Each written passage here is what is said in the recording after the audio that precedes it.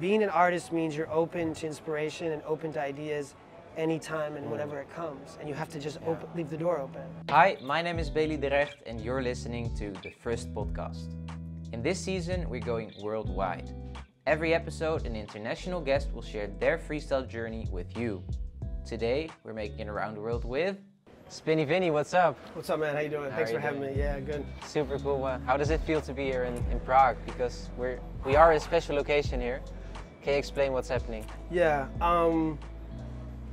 Every year I come to Prague, I feel like there's a location change, right? And my first year when I came, it was Liberec, which was a smaller, outside of Prague, a smaller town. An amazing setup, amazing location. Then there was Prague, and there was Slavia.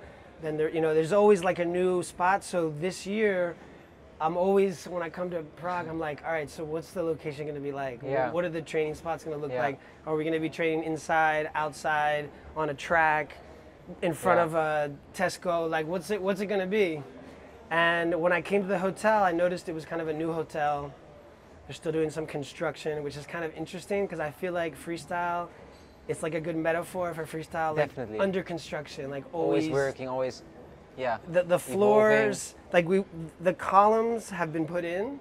Like there have been some columns put in. We have like, historically, you have Sean and you have Kamalio and you have like the shoulders that are keeping the structure, but then we're always renovating. Yeah. Always renovating. Yeah. So I feel like this location has that spirit, and there's also like levels, which I like. Like last night I was in the reception level, and we were playing Pana at 2 in the morning with Jordan, right? Wow, yeah. This morning I wake up and we're on the Congress, where like the conference rooms are. Every level has its own vibe. Yeah, it has a vibe. So for the people who have no idea what they're now listening to, because we are recording this podcast from Prague, Czech Republic, and every year the football freestyle World Championships, World Open Championships take place here. And this year everything changed up a bit, or actually last year already because of COVID. Yeah, because of COVID. Switch of location, and if you hear any background noise, that's because the freestylers are still training there. You also just trained, or I shouldn't say trained, because we just had a small conversation about it. You prefer the word play, right? We use train because, in sport, the word train, right? Trainers, training, has entered the lexicon. It's entered into the vocabulary. Yeah. So we almost say it without thinking. But I always like to remind myself that the words have power. And when you say a word over and over, like freestyle, it's not soccer, it's freestyle. Yeah. It starts to mean something. And so with training, freestyle athletes wanted their craft to be taken seriously. So they started saying, I just don't play, I train, right? I'm like I'm real athlete. I'm training. But when you look at Maradona and Pelé, and you look at Ronaldinho, and you look at street soccer, you notice that some guys, they're always playing around, and they're playing. And play can take many forms. And so I like to think of what we do as more serious play, in the way an artist plays with elements, the way a musician, and you're composing music, you're playing with sounds, and then when you perform it, you're also interpreting, and interpretation is a form of play. So I feel like freestyle, if we think of our sessions, our jam sessions, our playing together, if you think of it more in terms of play, I feel like it does more justice to the word freestyle and how it should be, or it emphasizes the creative and the dialogical nature of it, whereas training emphasizes skill level, technical level, and repetition so that you can get perfection. So Olympic athletes often will be like, I'm gonna go train, whereas you don't see a gymnast go, I'm gonna go play around. But parkour, you might jump into a river. It feels more like play, right? So, but let's say the top freestylers. What do you think? Are they training or are they playing? I think they train, but I also feel like talking to like some of the legends, like the Mikricks and the Seans and the Tom Folins, when the training becomes 98% of what you're doing, you're running the risk of burning out. Yeah. You're running the risk of it feeling like work. Yes. And I think when you train, you get results. You get very concrete results. You see, you know, if I go to the gym and I lift religiously 5 days a week, Yeah, you know, repetition. Yeah, you're gonna see changes, and that's powerful. It produces change. But I may quit lifting if it's not enjoyable. So for the long run, I feel like, I feel like play is crucial for a longer term, like, engagement. And like me being an older freestyler at 45 with 4 kids. For those of you who don't know, 4 kids, 45. The reason that I'm still playing freestyle is because I find a balance between training and playing. Is that the secret? For me, is the secret. I don't know. I'm not sure, but I think or I assume that you're the oldest freestyler right now here at SuperBall. At SuperBall, I think there's a Japanese guy who's still competing now. Okay. NAO. He's like 43. And he's still top 16. Bro. But you're in 45. Japan. I'm 45. Come on. Yeah. You're out aging him. Come on. I think there's other guys in the world, like I found on the internet, that are like 50 and they're still doing like shit. Is there a club or some sort of Instagram there has group? to be a club. There should be. I always say this. Group. There should be an over 40, over 50. But in some ways, I'm kind of glad that there's not, because when you create age groups, you segregate, and segregation is not always bad, right? Sometimes you need to account for difference in age, ability, gender, whatever.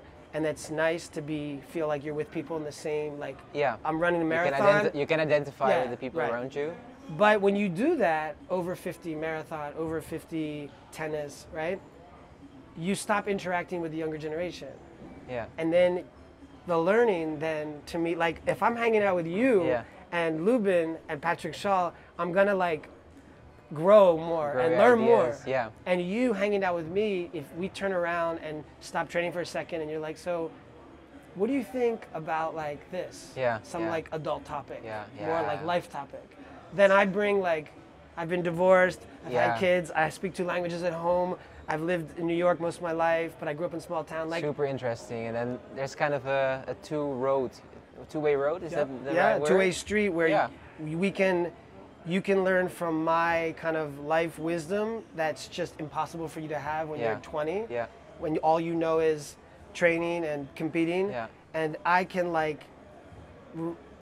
be in contact with people who are really just completely immersed in their passion at a time in their life when they have very little distraction to be, like, in the big picture, it's very little distraction, like, but school, whatever, you know, like a girlfriend, whatever. But but that's something I admire about you, you know, because you don't let your age stand in the way for interacting with us and with interacting with the younger people. And I feel like there's also mutual respect. And definitely admiration also from our side towards you and your side towards the younger generation. When I first went to SuperBall, I was so nervous because I'm like, these guys are gonna just laugh at me. Like, what's this guy doing here? Right? I mean, you know, this was 8 years ago. I mean, I've been freestyling for like 8 or 9 years, and I've been, you know, playing soccer for 41 years or whatever. But crossing over so late in the game, I would have been more comfortable in a pana or like a street soccer setting because it's closer to the skill set I was bringing because I played soccer for many years at a good level. Coming into freestyle where guys are sitting down. New world for you. Yeah, new movements, new world. So I said to myself, well, what could I possibly do to gain the respect of this community? Because it was important to me to be accepted on their terms. Not my terms, but on their terms. I said, well... You were willing to make some changes or... I was willing to be on the outside at first. Like, when I came to SuperBall 2015 or 2016, I would just kind of like do my freestyle in the corner with like my one friend. And then there'd be lower circle with like Luca or whoever, and there would be like crowd of 40 people cheering, and I would sit down and watch, and okay, and I knew my place. I didn't, and then each year, I made new friends. I made the Polish guys. I invite a lot of people to my house in New York City. That Japanese was a big part. guys, Japanese guys, from Japan. Kazani, Yoabuki, basketball, freestylers. I just would tell them in SuperBall, I'd say, whenever you want to come to New York, you always have a place to stay. And they were like, really? Yeah, so you made... I can make use of that. I was like, I live in New York. How can I make friends at SuperBall? come and stay in New York for free, you know? So in my house, I've had, the list is Mikrids, Jihu, Jordan, Mathieu, Kanta, who's a basketball freestyler. I know him. Spin Boy or Spin Man from France, who used to be with S2E in the very beginning, I don't know if you know this. Okay. But Spin Boy, who's a basketball freestyler, was part of the very first S2E crew, because the very beginning of S2E was not freestyle, it was urban, you know, street society, right? It wasn't just freestyle, it was basketball, it was several aspects. Yeah, several aspects. So he was very beginning, but he has a very strong personality, like most French, but even more like strong. And him and Sean and Gaultier, the three of them, like that's where it's too much in the same group. So Gaultier split off, Spin Boy split off, you know, Andrea stayed, Sean stayed, like Bangkok stayed, like certain people stayed who were willing to let Sean be like the big guy. But the guys who were like Gaultier, like was like, no, I'm the big guy. I start my own crew, right? So Spin Boy, I've had from Ukraine. Who's the champion of Ukraine? The older guy, Judge Zura. Zura stayed with me for a week. And then, like, of course, all of the U.S. freestylers, like Mendoza and all the guys from out there. Sorry if we've forgotten anyone, but I'm sure we have. But. Yeah, you know, there's. And any freestyler who ever come through New York, like Gaultier came to New York for a show. He was doing a show, and I would just like write to them. And I'd be like, "You in New York?" And he's like, "Yeah." I'm like, "Dude, let's get a drink." And then we'd have a drink. Tukura came to New York, and Tukura is not like a very outgoing guy. He's very chill, super chill. On his own, maybe a bit. Yeah. And I wrote to him. I'm like, "Hey, let's meet." And he's like, "I'm going shopping in Soho.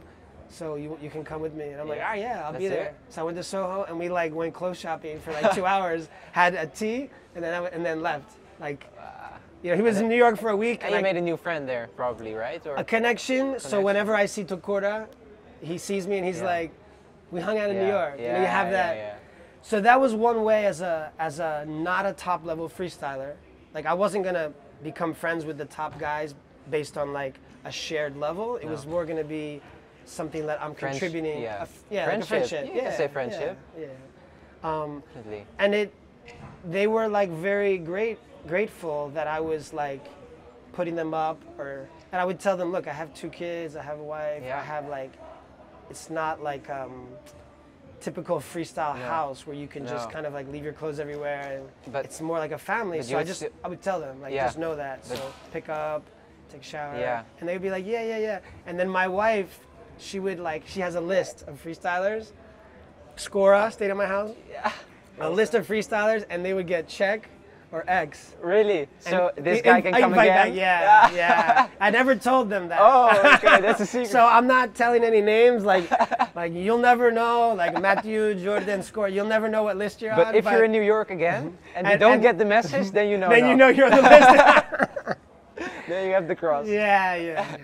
And then not only that, but freestylers are amazing because take a Mikrids, who to me is one of the greatest freestylers of all time. Agree. He would come, and I'd be like, "Can you do a show for my kids in school? Like, just come by." Yeah. And he'd be like, "Of course." Of course. And go, and then he would just do like, show, and my like, you know, Lower East Side of Manhattan, like, from like, you know, the projects. Yeah. Well, come to school one day. Yeah, because you're a teacher also, right? Yeah, I'm an elementary school teacher, and I teach PE. And I'd be like, guys, like today we're gonna be featuring like a physical movement or a physical activity called freestyle. Yeah. And you know, freestyle like parkour, like climbing, like running, like walking, like any movement is a part of physical education. Yeah. And there's a sports side, there's an art side, and I'm going to show, this person is going to showcase. I think most like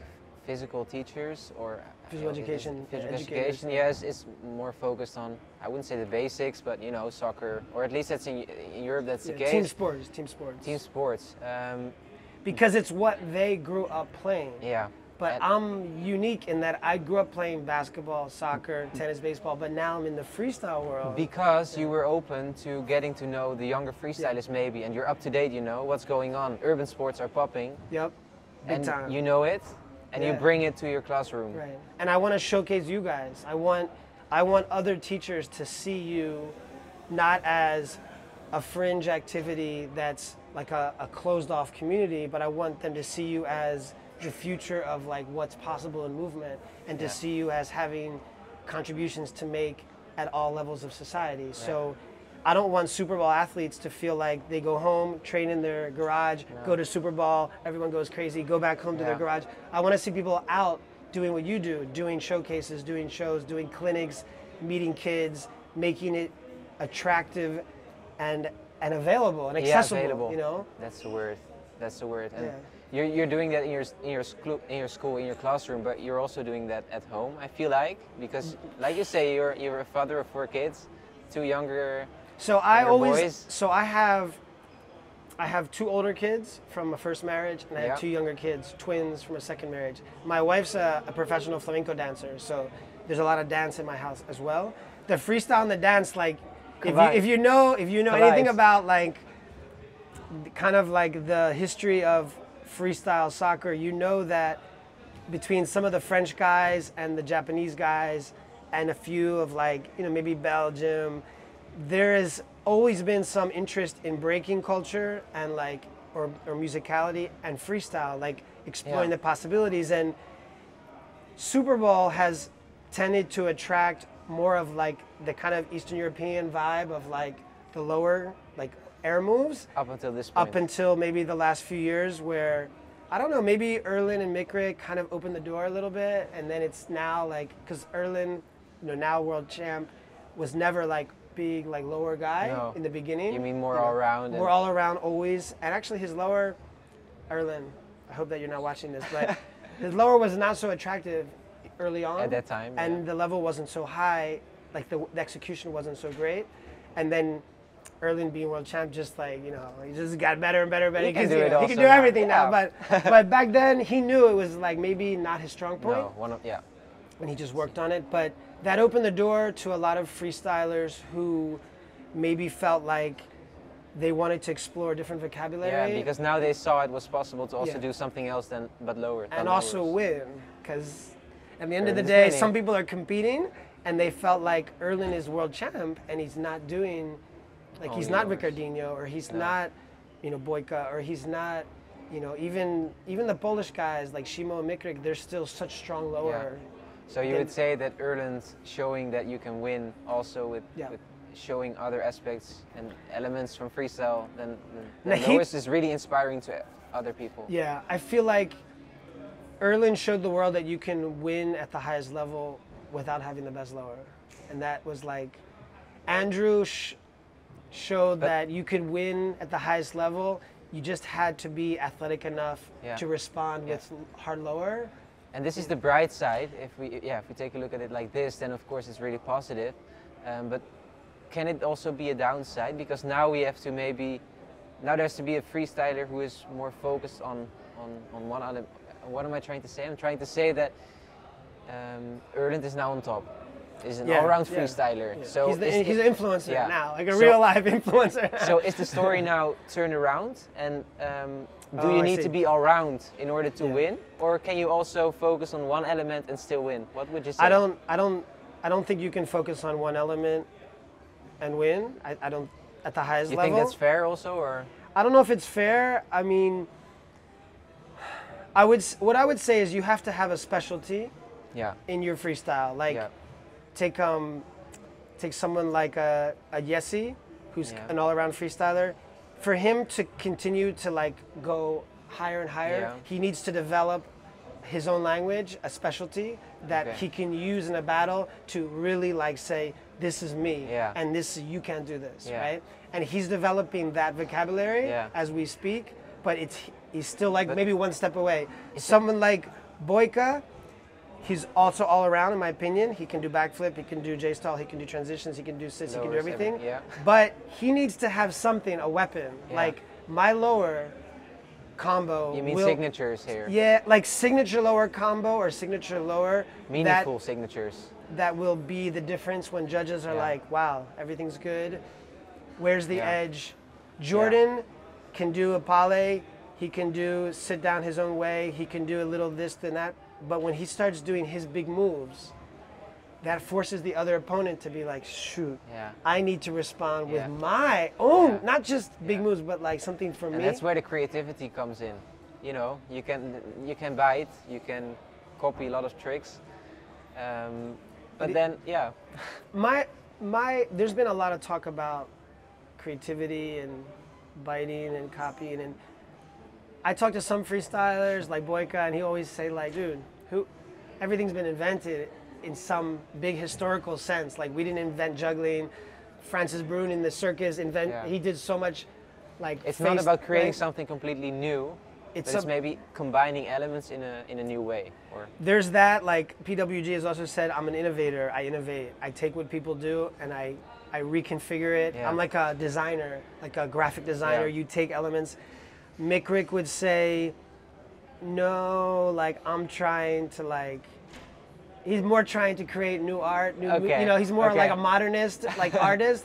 And then you talk to Gabriel Park and he's like, I took the best of Erlin and Mick Rick, and I'm going to create my own vocabulary, my own language. But what if we're talking about with you?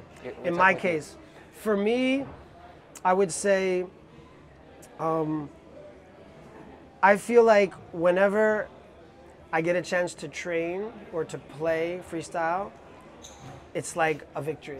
It's a victory because not a lot of 45-year-old guys with 4 kids with a full-time teaching schedule can go to that place and experience just movement and joy like so easily. Literally, I just pick up my ball. Like I could be in an airport and I could go to a corner and I could create an energy and a vibe and I could spend 2 hours lost in time, and people will walk over to me, kids 3 years old, and be like just random kids who don't speak English, like to come up to me and just want to touch the ball and like how you do that.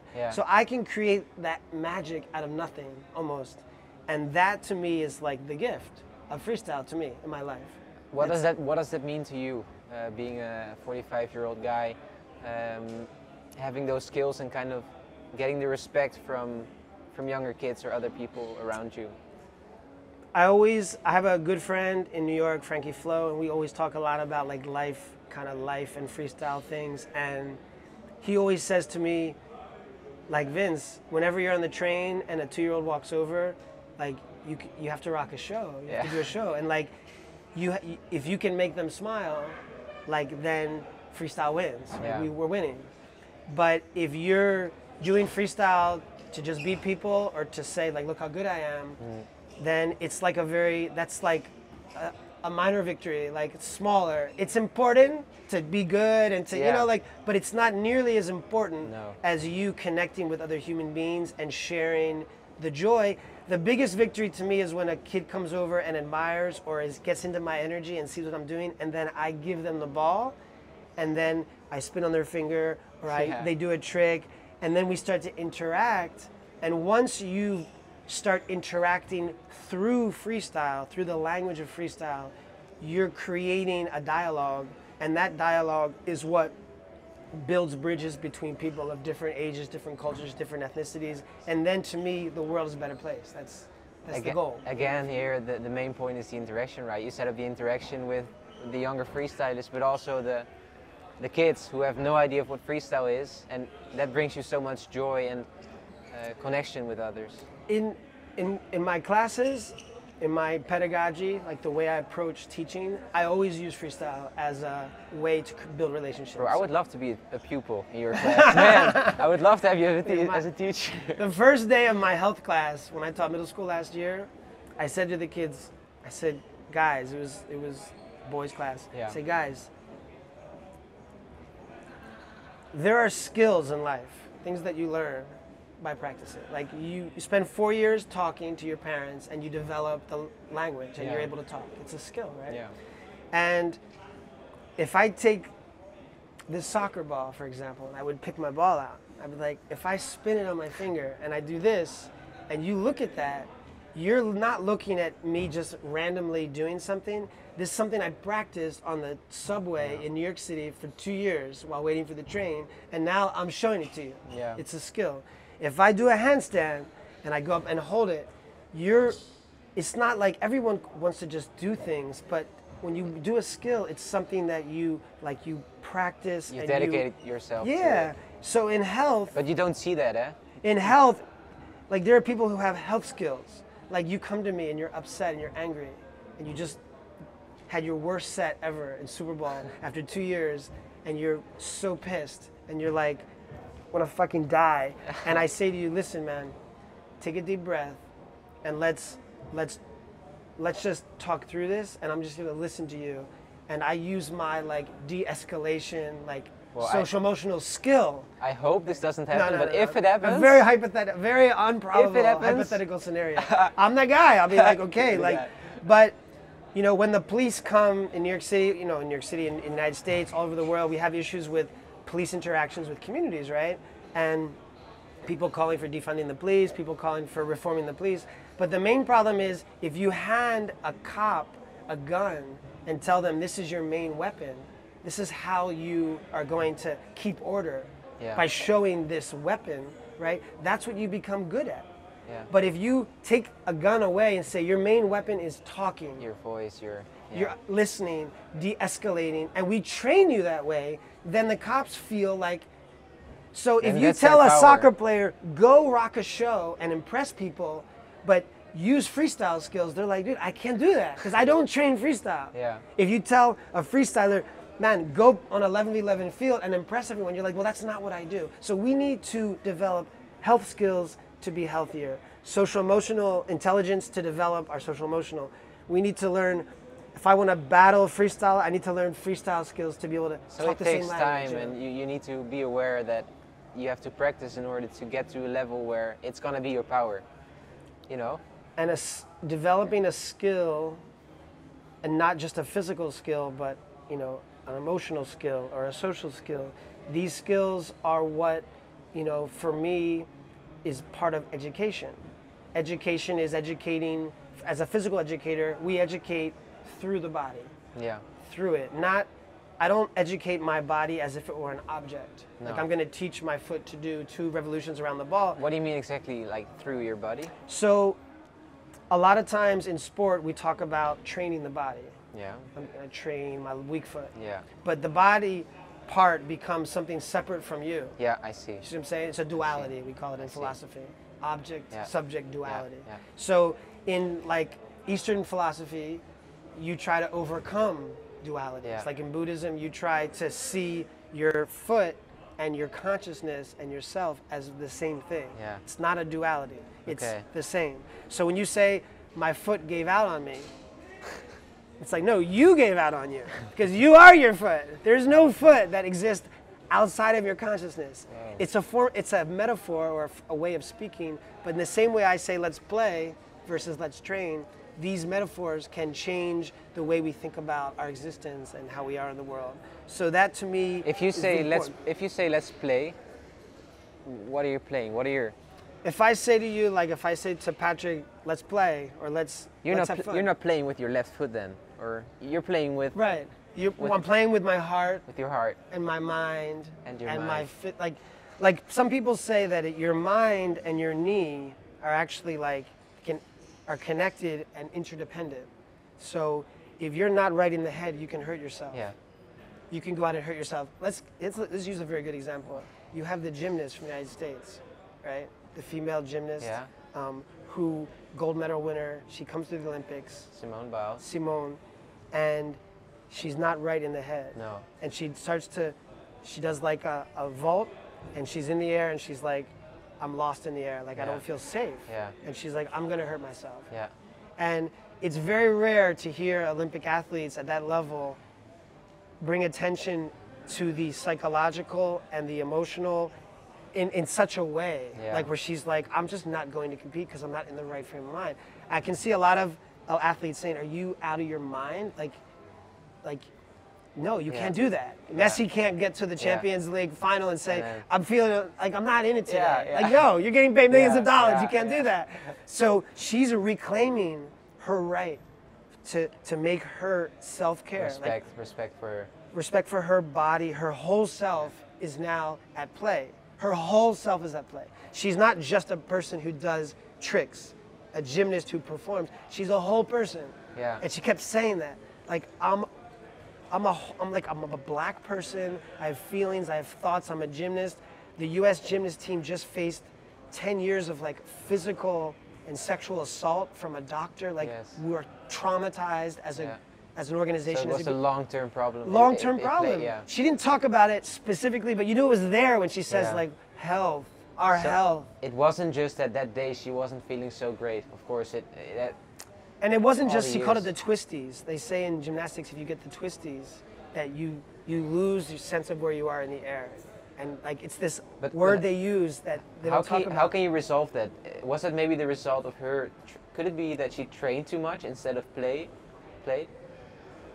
I think what she was trying to say is that they say that the twisties, or that sense of feeling like you're not in control of your body anymore, that it can happen from time to time, and usually what you do to get out of it is that you go back to the basics. Like, you start over and like you kind of step back. Would you say this also is also the case for freestylers? Like, if you have a mental block, for example, you can't perform the tricks, would you advise them to go back to the basics? And I would say different thing. Yeah, like, I would say that in Simone's case, just forcing it, just like, I'm just gonna go through it, doesn't always work. No. And some freestylers you'll talk to who are just like, if I can't get a trick after 2 hours, I just go another hour. You know, like, kind of old school mentality, right? But there is another way to go about it, where you let it go in a sense, and you stop grasping so hard, and you just relax your hand. And in the way that it's, once again, it's more of like an Eastern concept, but at this point, East, West, like, you know, who can draw the distinction anymore? It's kind of like, if you and I are fighting and I say, you know what, I'm gonna stop trying to like convince you that I'm right, I'm just gonna let it be.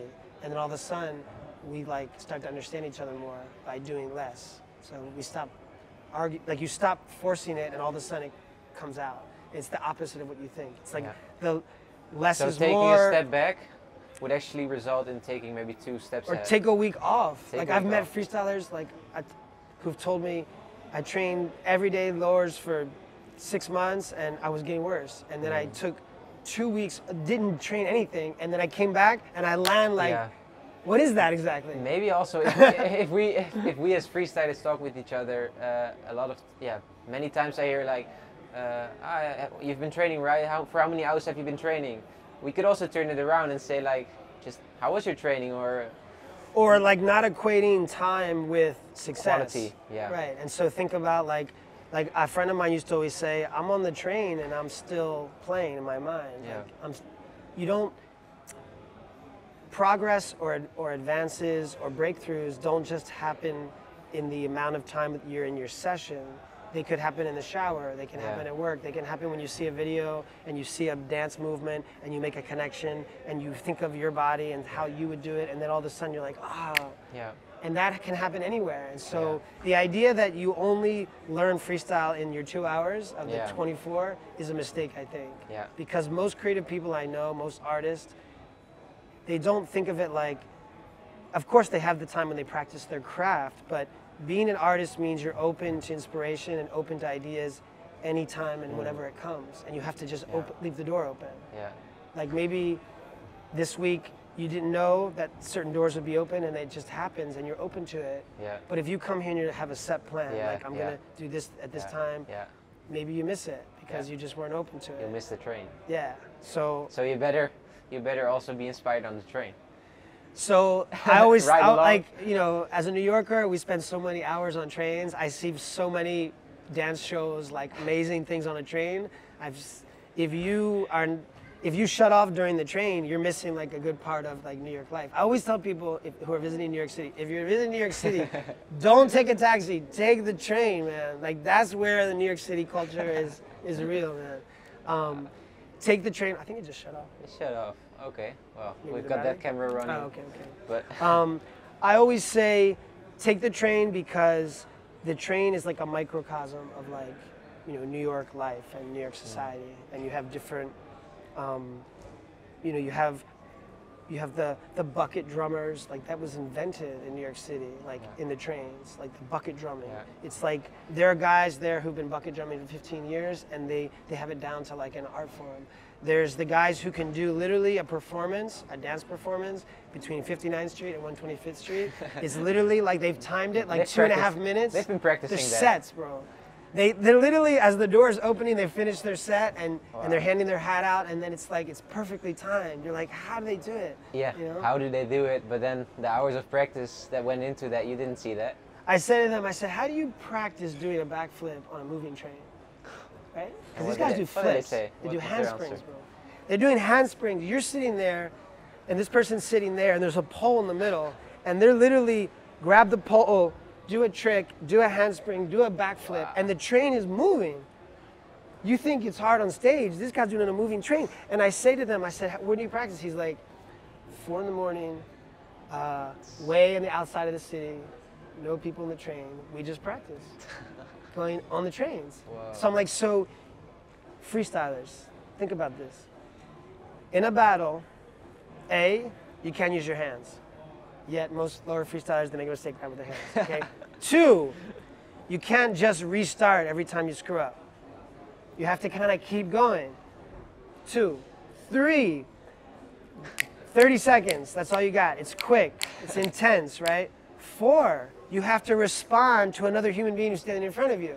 Now let's 5, you have music playing and you're supposed to be kind of like at least with the vibe. 6, there's an audience that potentially you could be tapping into and rocking and energy. 7, right?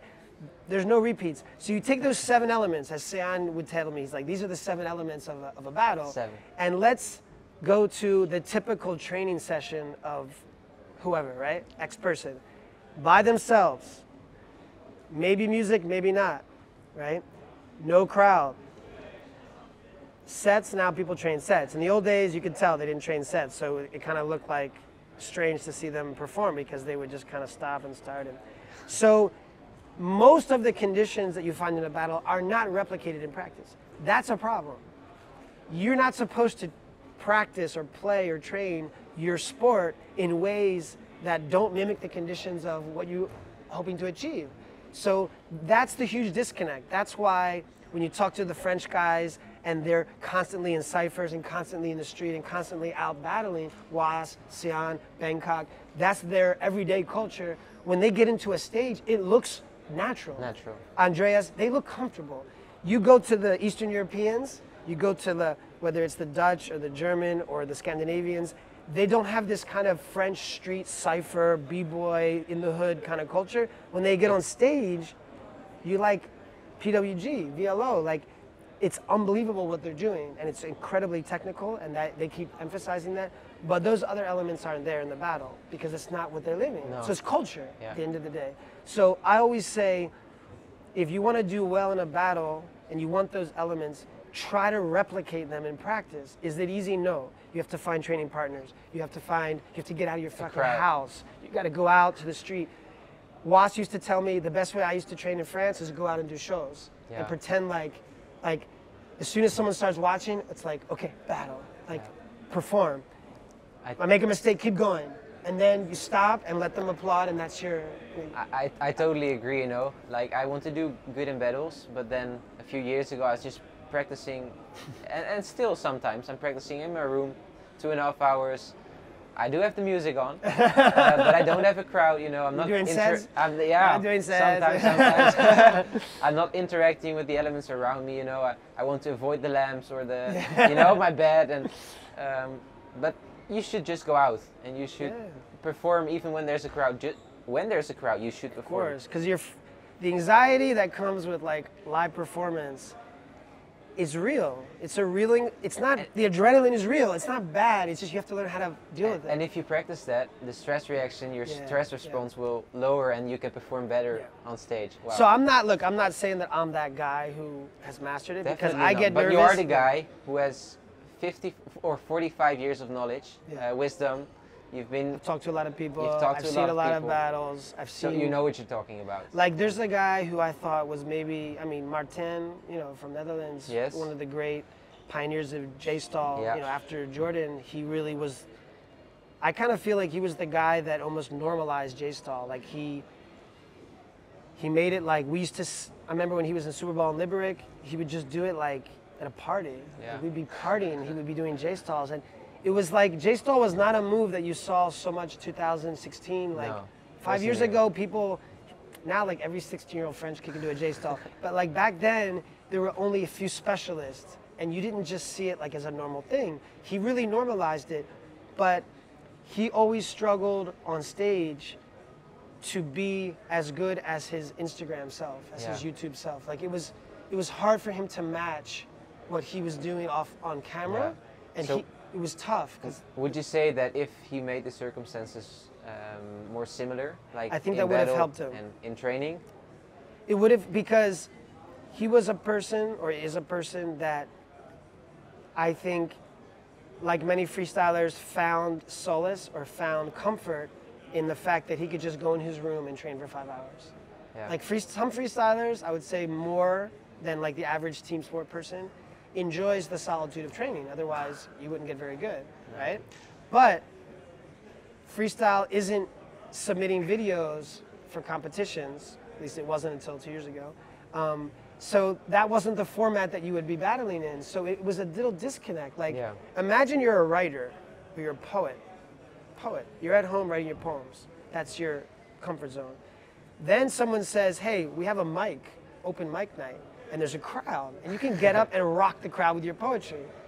That's a different kind of poetry, see? Slam poetry and traditional poetry is the difference between freestylers at home training for hours and making clips versus live doing it in a performance. And I just think that if you try to go from here to here very quickly, you're gonna suffer. But that doesn't, it's not bad. You just have to realize that it's a different skill set. And you have to put yourself in the environment, and the more you do it, the more you'll learn to handle it. And some people, to be honest, it never comes easy for them. Like they never really feel completely comfortable.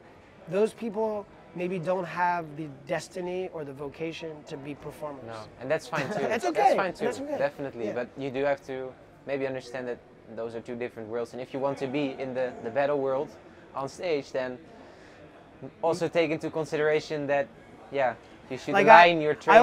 I always use the example of Andrew, because we used to hang out a lot, and I'd be like, Andrew would want to battle you in anything. like but that's arm wrestling, like, you know, whatever it was, he was down. Ping pong, like he could spend the whole day in different kinds of battles, right? But then you meet a more like artistic freestyler, and like they're just not interested in like that.